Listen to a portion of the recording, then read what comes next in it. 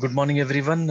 In today's class, we'll have a brief explanation about what we have learned in last 2 to 3 classes. So here we'll just start with our chapter one, that is crystallography. So you already having an information what is actually crystallography. Crystallography deal with the study of crystals, right? On the incidence of X-ray or neutron beam on the crystal. So we'll just study the structure of that crystal. So you already know that there are different classifications of the matter, gases, liquids, solids, and these solids have been subclassified into crystalline and non-crystalline solids. So, so again, these crystalline solids have been classified into polycrystal and single crystal, and the non-crystalline solids have been classified into amorphous and quasi-crystal. So here you can just have a very clear idea about the differences of the crystalline solids and the amorphous solids, right? So why actually we are studying about the solids? So we need to understand these solids uh, very clearly in order to use it in a proper and an appropriate application in engineering, right? So here, so the crystalline solids and the amorphous solids, the differences you can just see that if the solids in which the constituent particles and the constituent particles, among the constituent particles you'll find atoms, molecules, or ions. If their arrangement is in a regular fashion in 3 dimension, we say that is called crystalline solid. Whereas in the case of amorphous solids, the constituent particles will not be in the regular periodic arrangement of the constituent particles, that is atoms, molecules, or and ions, when compared with the crystalline solids. If this is the case, we say that this is the amorphous solids, right? So, and the crystalline solid has long range order, and amorphous solid or the non-crystalline solids will have the short range order. And also we are having a sharp melting point in the case of crystalline solid. You don't find any sharp melting point in case of the amorphous solid. They are anisotropic in nature, crystalline solids, and they are isotropic in nature. Anisotropic is nothing but the uh, the particular element is showing the different property in different direction. So we just say that that is called anisotropic. Now isotropic is nothing but if the crystal is showing the same property in the same direction, in different directions, so we just say that is called isotropic, right? So the crystalline solid show the characteristic of all the characteristic of solids, and they do the amorphous solid or the non-crystalline solid, they don't show the characteristic of the solid. So definitely the crystalline solids will have a particular in a shaped manner, different cutting will be there. So we they say that they have a regular cut, the crystalline solids, and the amorphous solid doesn't have the regular cut. You can just imagine that how the atoms or the constituent particles we arrange in this particular format. So in the single crystal, the you can just see the small empty circles, whatever you are observing, they are the arrangement of the constituent particles in the case of a single crystal. We see here we are just talking about crystalline solids. So when I say crystalline solid, they have been classified into single crystal, polycrystals, and non.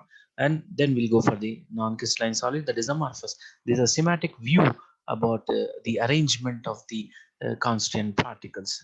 So our assumption is that if this is the periodic arrangement, you'll find that the constituent particles, if they are arranged in this particular in a regular fashion, we say that is called single crystal. And this is the case, you can just find that there is after a different after this a particular pattern here, this is one pattern and this is the another pattern and this is another pattern. So you have a particular set of different patterns, and which is indicated in the figure with the lines, and we just say that particular lines are nothing but the grain boundaries. We say that that particular pattern is a grain, and the other pattern is the another part of the grain.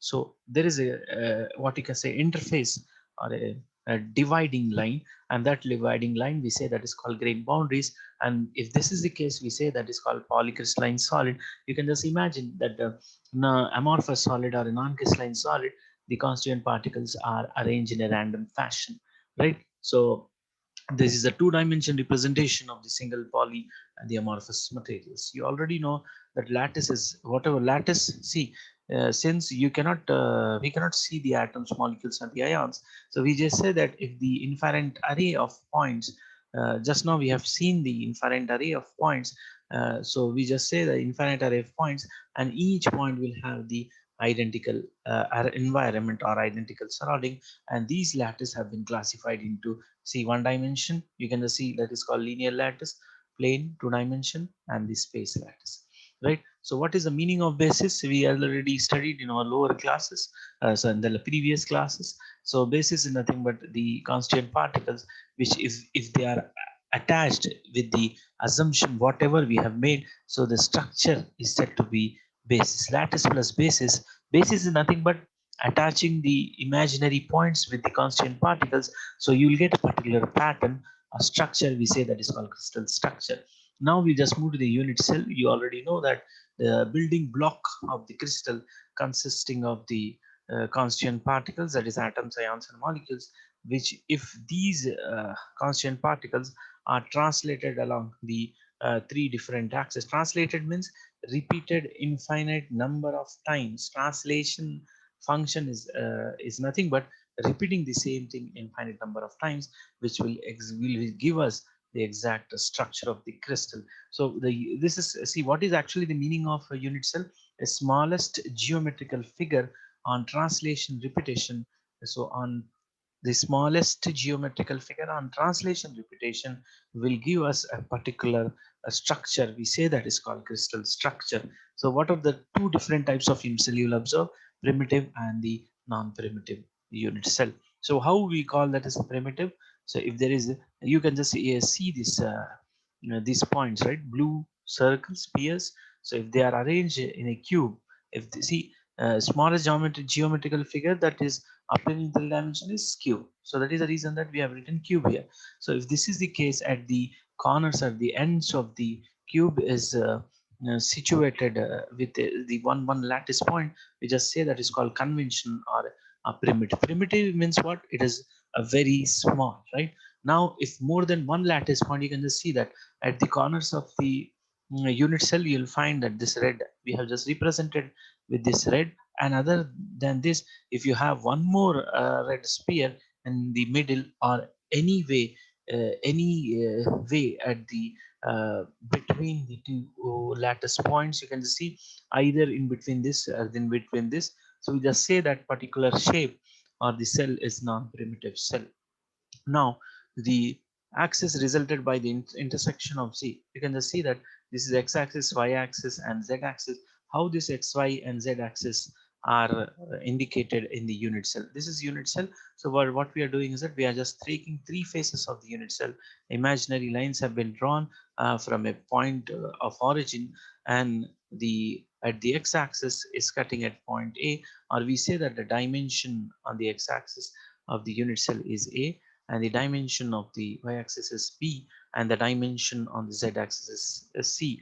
And definitely some orthogonal axes, that is called interfacial angles, alpha, beta, gamma, a, b, c are nothing but that they are said to be the dimensions of the unit cell. If I combine this a, b, c, and alpha, beta, gamma, so respectively I will say that come under the lattice parameter. So why we are studying this? You're going to see that if this is the case, uh, where I can call the crystal as a cubic. So if the condition, following condition, lattice parameter a is equal to b is equal to c, alpha beta is equal to gamma is equal to 90 degrees. If this is the case, the given unit cell is said to be cubic crystal system. And if a is equal to b not equal to c, and alpha beta gamma is equal to 90 degrees, I say that that is called tetragonal system. And so on the orthorhombic system, if a not equal to b not equal to c, alpha, beta, gamma is equal to 90 degrees. And this is what monoclinic, A not equal to B not equal to C, alpha is equal to gamma is equal to 90 degrees, and beta is not exactly equal to 90 degrees. Then the next one is triclinic system. If A is not equal to B, not equal to C, alpha is not equal to beta, is not equal to gamma, is not equal to 90 degrees, then it is called triclinic. And the next one is rhombohedral. If A is equal to B is equal to C, alpha is equal to beta is equal to gamma, not equal to 90 degrees, then it will come under the category of rhombohedral. We have discussed this thing in the last classes also. So again, this is a repetition because since we had a break of 1 week, right? So completely 1 week you didn't have physics class. That is the reason that whatever we have studied briefly, I'm again explaining that, right? So hexagonal system, A is equal to B, B not equal to C, alpha, beta is equal to 90 degrees, and gamma is equal to 90 degrees. You can just have a tabular form, which we can say, we can just have a brief description about this. Now, previous lattices, just now we discussed in the last classes also. So the lattice concept was discussed by Brevius. In 3 dimension, we'll have 14 types of Brevius lattices. See, this is the case for different Brevius lattices, which will be observed by 7 crystal system, that is primitive, body centered, face centered, and the base centered, right? So now this is not in your syllabus. Now we just in the last class we just studied about the Miller indices also. So before that, we'll have a video regarding this crystals, right? And then we'll go for the session 2, right? We'll just see the video, what is actually the crystal, why we need to understand this crystal, right? So you just we'll have a very clear information regarding this crystal, right? So see, these videos are not mine, so you can just see.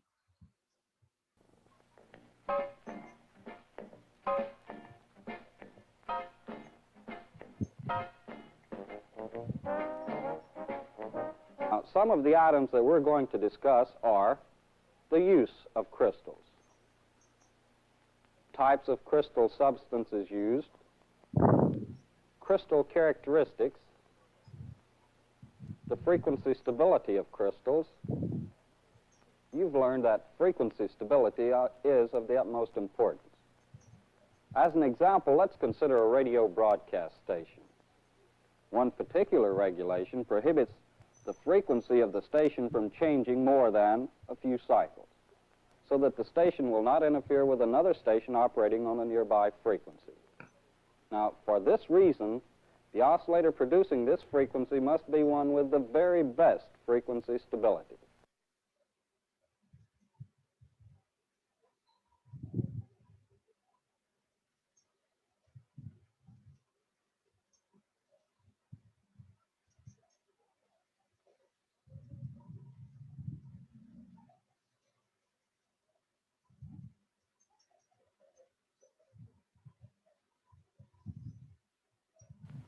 An oscillator capable of producing such an output is the crystal-controlled oscillator. We're not going to study the oscillator circuit in this lesson, but we will study the characteristics of the crystals used in such a circuit. And here I might add that the crystal will be used as the frequency determining device of the oscillator. A crystal used in oscillator circuits must possess a characteristic known as piezoelectricity, or the piezoelectric effect. Now, the piezoelectric effect is defined as the property of a crystal by which mechanical stress produces electric charges, and conversely, electric charges produce mechanical stresses. Now, this is saying nothing more than if a voltage is applied to the crystal, it will vibrate. The amplitude of these vibrations are much greater at one frequency than at any other frequency. Now, this one particular frequency is called the natural resonant frequency of the crystal. Now, let's look at some of the crystal substances that possess the piezoelectric characteristics. They are Rochelle salt, tourmaline, and quartz. Now, of these three, Rochelle salts exhibits the piezoelectric effect to the greatest degree. However, quartz crystal is most generally used because it has a greater mechanical strength. Quartz crystal, remember, it has a greater mechanical strength. Now, I want to show you a piece of quartz crystal in its natural form. Now, if we were to examine this carefully, we can see that the quartz crystal has a hexagonal cross-section. That is to say, it has 6 sides. Now, also, quartz crystal in its natural form has pointed ends. Now, let's take a look at this drawing so that we can determine more about the quartz crystal. The top viewed indeed shows us that the quartz crystal has a hexagon shape, 6 sides, while the lower view points out that indeed the quartz crystal in its natural form does have pointed ends. Now, quartz crystal in its natural form cannot possibly be used in oscillator circuit. It must be cut in a specific manner to exhibit its piezoelectric properties. I know all of you at one time or another have heard of diamond cutting. The reason a diamond is cut is to give it brilliance, and the manner in which it's cut will determine its degree of brilliance.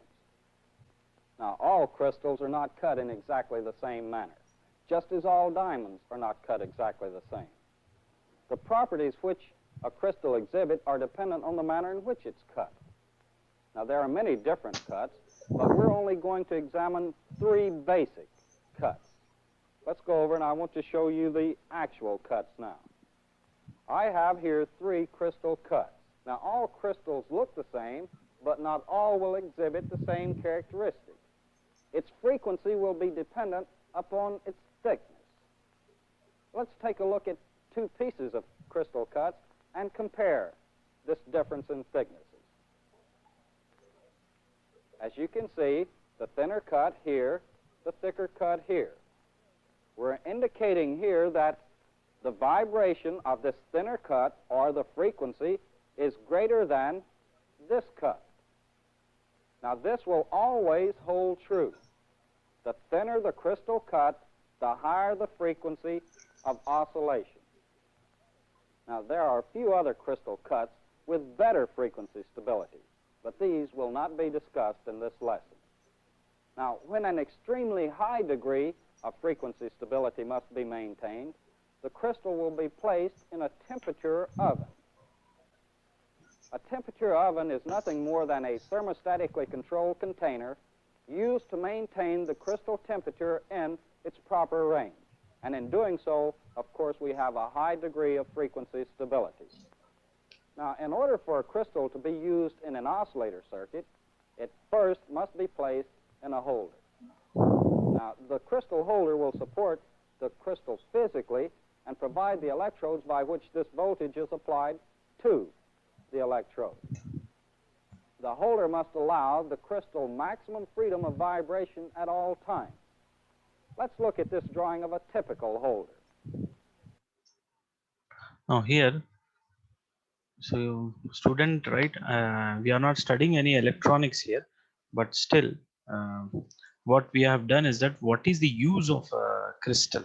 So since a computer is an electronic device, so just now whatever we have seen, that is the actual use of the crystal, right? We are studying different types of crystals and lattice parameters, that whatever you are seeing in the PPT.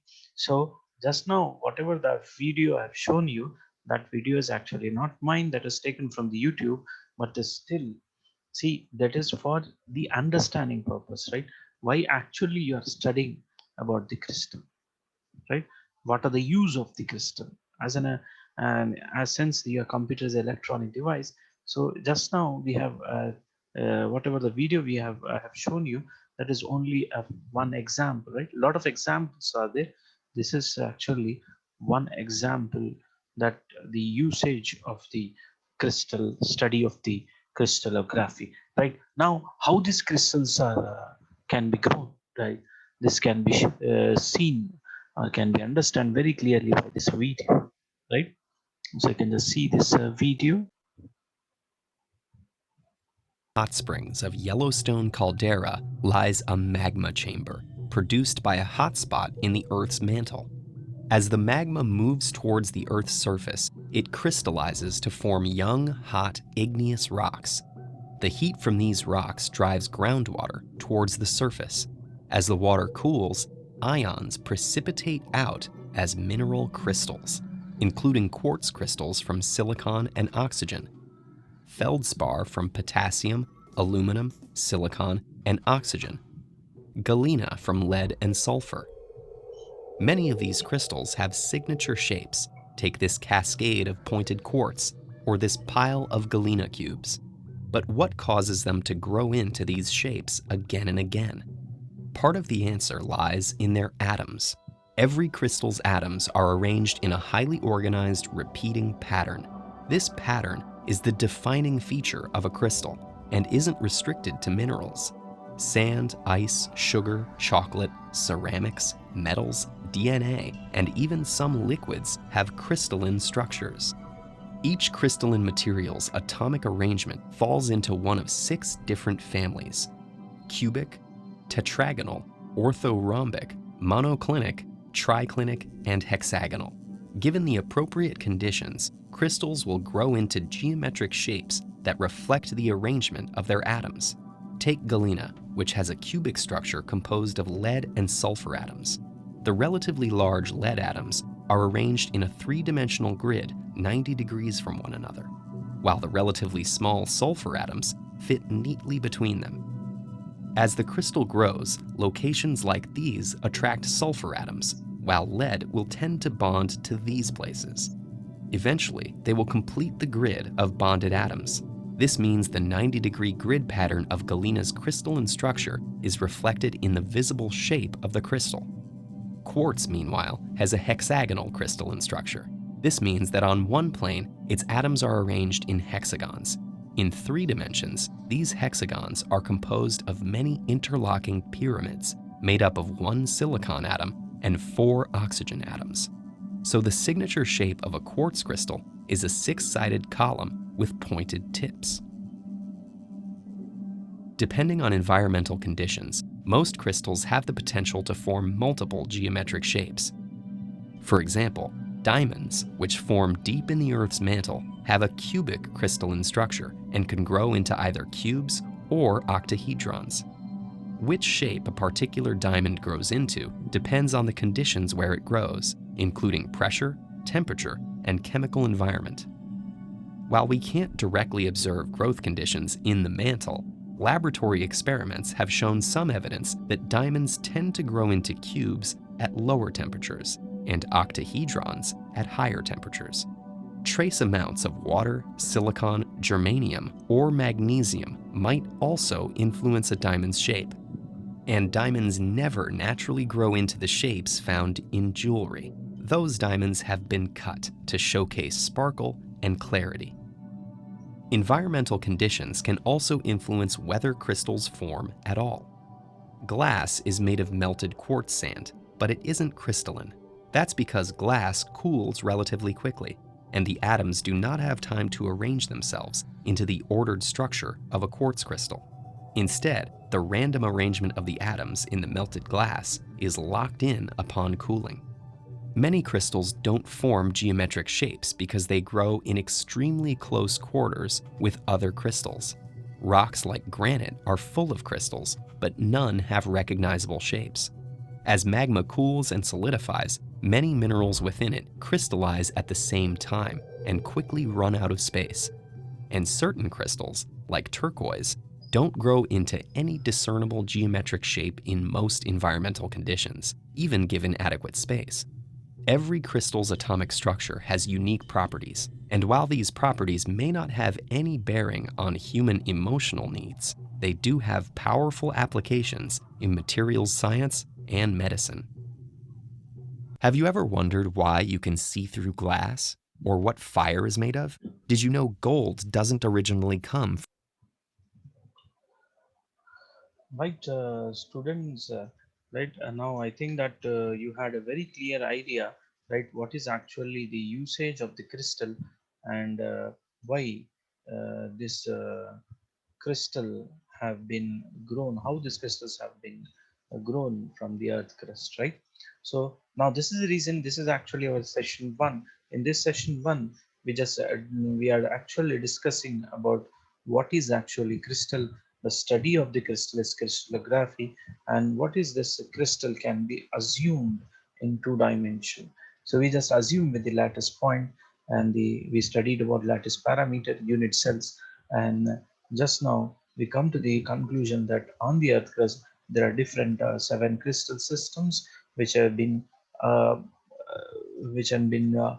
found on the earth crust. And we just you have seen two videos here, and one video is very short. I have stopped that video, and it was only for 5 minutes. Why? Because I want to show that the usage of the crystal, you are studying about crystal, right? So when you study about a crystal, what is the application of the crystal? So we have taken one example of it. So that is the reason that we have I have shown you a 5 minutes video regarding the application of crystal. In the second video, we just seen the how this crystal grows actually from the earth crust, right? And what are the different shapes that they can get after cooling the magma. So that is what we have done in today's class. So right, we'll go to the next session where we'll just study about the what you can say Miller indices. So that this we have just studied now. So the session 2 will just start. So we just start with the previous lattices. You already know that the lattice information as given by the scientist called Bravius. He says that in the out of the seven crystal system in three dimension, we can have 14 different Bravius lattices. So the 14 Bravius lattices is a combination of these four lattice types, right? So this repeated lattice, what you can say, lattice types, you will observe in different crystal system. So there are four types of lattice types that is available on the seven crystal system. So first one is primitive, that is very small, body centered, that is represented with I. Primitive is represented with P, and body centered is represented with I. Face centered is represented with F, and the base centered with the C. Right. So now here we just discuss about the Miller indices. So before going to the Miller indices, Miller is actually the name of the scientist, and he has discovered the indices. And why we are studying about Miller indices? So Miller indices will give us the information regarding the more concentration of the constituent particles which are present inside the crystal. So that is what we studied right in the last class. So the what is actually planes? Just now in the last class we had a very detailed discussion regarding this planes. So what is actually here? Again, I'm just explaining you what is actually Miller indices. So Miller indices are nothing but they are the reciprocals of the what you can say the intercepts, right, which is making with the particular crystallographic axes, right, along the planes, right. And we say that is the planes are nothing but the that may be along the x and y comma z axis. I will just show you what the how these planes look like, right. The orientation of these planes are the faces in the crystal. See, the planes are the, we say that the planes are nothing but the faces of a crystal, which can be described in terms of the intercepts of the three axes. So Miller is a scientist who has introduced a system to designate the plane in a crystal, and he said that this he introduced a set of three numbers, and that three numbers are nothing but we say that a smallest possible integer. So Miller indices can be redefined as the Miller indices is defined as a three smallest possible integers which has the same ratio as the reciprocals of the intercepts along the crystallographic axes. And why we are studying about Miller indices? We want to locate the concentration, more concentration of the constituent particles. So what is the use of locating this more concentration of the constituent particles? If you locate that concentration of the constituent particles, you can just study very clearly the structure of the crystal. So once you study the crystal structure, then you can use that crystal for various application. Now that is the reason that we need to understand the structure of the crystal. So how that planes look like? In the last class also we had very clear idea. So these lattice points, right, imaginary infinite array of points, if you can just draw the line segment, right, either it is a horizontal or the vertical oblique. So the distance between these two lines are nothing but which is represented with small d. So that is called equidistance, or we say that it is called interplanar distances which are existing inside the crystal. And there is a derivation how to calculate this interplanar distance of the different crystal, right? We just study in the next class regarding this interplanar spacing. Now this is the procedure of finding the Miller indices, how you can find out the Miller indices of the given plane. See, I'm talking about this particular plane. See, either this is this plane or this plane. So how we can just know the planes, right? How can locate the when you see the plane, how we can determine the Miller indices. So first of all, the first point that we'll discuss in this particular Miller indices procedure. So first of all, we need to define the coordinates of the intercepts made by the plane along the three crystallograph axes. This is a procedure how we can just determine or the evaluate Miller indices, right? Now, expressing the intercepts at the nothing but the writing it as the multiples of the unit cell dimensions of the lattice parameters along the three axes, and determining the reciprocals of these numbers and reducing this reciprocal into smallest whole numbers by multiplying each with their LCM to get the smallest whole number. So, and enclosing this smallest whole number after the taking the LCM and multiplying with this whole number for each LCM, and the whatever you are obtaining, that is nothing but we'll say that is called Miller indices. And HKL whatever has been obtained, that is not indicated with the commas. If I indicate with the comma, then we just say that that is called H, that is what point, right? So if you don't indicate it, we say that is called indices, right? So this is the way how we can evaluate the Miller indices. So first you need to determine the coordinates, then take the multiples of the lattice parameters, right? Intercepts as the multiples of the lattice parameter.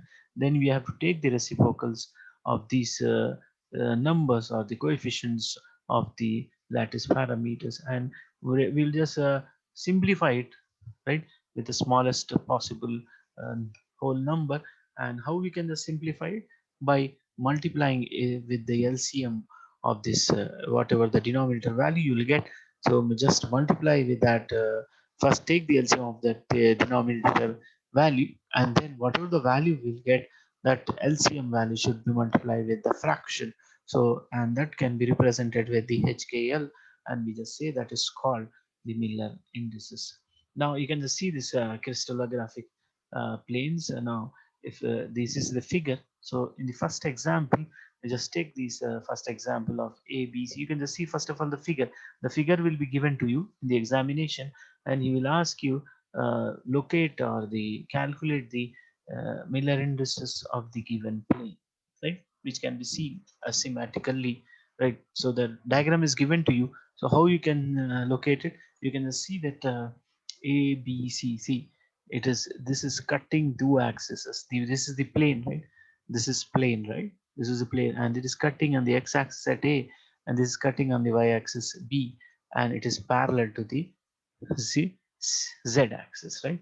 So now, see, if any plane is parallel to any axis, then the intercept of that particular plane is taken as infinity. This you need to remember, right?